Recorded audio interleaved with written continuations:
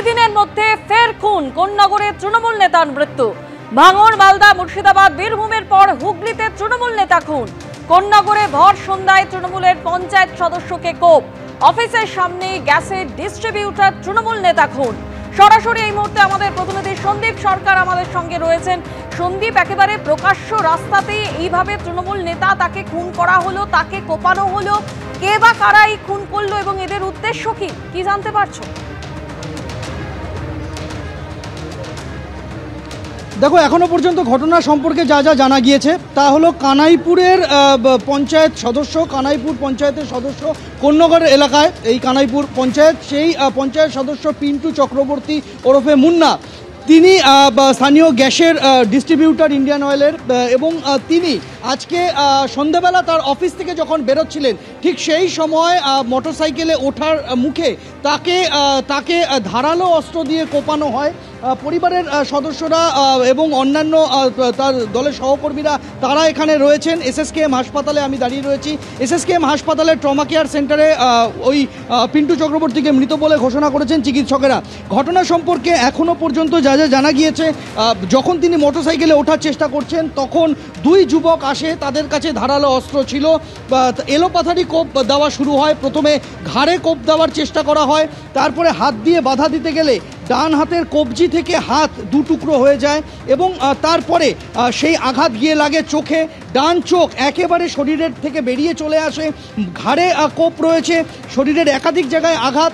রক্তাক্ত অবস্থায় তাকে প্রথমে কানাইপুরের যে গ্রামীণ হাসপাতাল সেখানে নিয়ে যাওয়া হয়, ব্লক প্রাথমিক স্বাস্থ্যকেন্দ্র। সেখান থেকে এসএসকেএম হাসপাতালে রেফার করা হয়।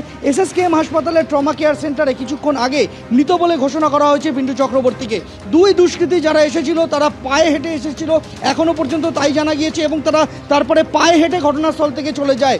এই ঘটনার পরপর কানাইপুর যে ফাঁড়ি রয়েছে, যেটা উত্তরপাড়া থানার অধীনে, সেই স্থানীয় পুলিশ এসে পৌঁছেছে। হুগলি জেলা পুলিশ তদন্ত শুরু করেছে। জেলা পুলিশের শীর্ষ কর্তারা তারা ঘটনাস্থলে তারা গিয়েছেন। ওই 2 দুষ্কৃতীর খোঁজ চলছে। এদিকে এই ঘটনার পরপরই পরিবহন মন্ত্রী স্নেহাশিস চক্রবর্তী, যেহেতু তার বিধানসভা ক্ষেত্রের মধ্যে এই ঘটনার, তিনি এসে স্নেহাশিস চক্রবর্তী পরিবহন মন্ত্রী, তিনি এসে পৌঁছেছেন এবং যেহেতু তার ঘনিষ্ঠ, তার পরিচিত, তাই তিনি এখানে এসে পৌঁছেছেন। এবং এখনও পর্যন্ত এই ঘটনা কিভাবে ঘটলো, কারা এই ঘটনা ঘটালো, তার সম্পর্কে কিন্তু বিন্দু বিসর্গ কিছু এখনও জানা যায়নি।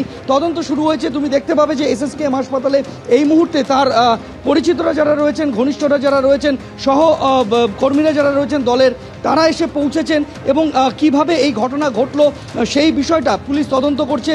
এবং এখনও পর্যন্ত এই ঘটনায় কাউকেই গ্রেপ্তার করতে পারেনি পুলিশ, এবং তদন্ত চলছে। এখনও পর্যন্ত হুগলি জেলা পুলিশ সূত্রে সেই তথ্যটুকুই পাওয়া গিয়েছে, কিন্তু এইভাবে ভর সন্ধ্যে কে বা কারা এসে এই হামলা চালালো তা একেবারেই স্পষ্ট নয়। তুমি দেখতে পাচ্ছ যে এই মুহূর্তে ওই কানাইপুর পঞ্চায়েতের যারা সদস্যরা রয়েছেন তারাও একে একে এসে পৌঁছচ্ছেন, এবং দলের যারা সহকর্মীরা রয়েছে তারা কান্নায় ভেঙে পড়েছেন, তারা এখানে রয়েছেন।